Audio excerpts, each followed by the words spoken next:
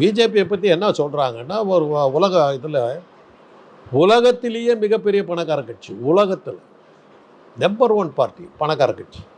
அப்படிப்பட்ட ஒரு கட்சி இது கூட பூத் கமிட்டி கூட செலவு பண்ணாமல் இருக்குமா? செலவு பண்ணுவாங்க. அதெல்லாம் வச்சு நம்ம பார்க்க முடியாது. ஏங்க, இந்த நாட்டுக்கு ஓனர் வந்து அதானி. அவர் நடத்துகிற கட்சி, அது அவங்கக்கிட்ட இல்லாத காசு நடத்துகிற கட்சியா? ஆமாம், ஃபண்டு கொடுக்கறது சொல்கிறீங்களா? அவர் அதானி எடுத்து நீங்கள் தான் பண்ணி பேசிட்டு பாருங்கள். இப்போ ட்ரம்ப் அதானி மேலே கை வச்சதுனால தான் இந்த தீவிரவாத தாக்குதல் நின்றுச்சுக்கிறாங்க.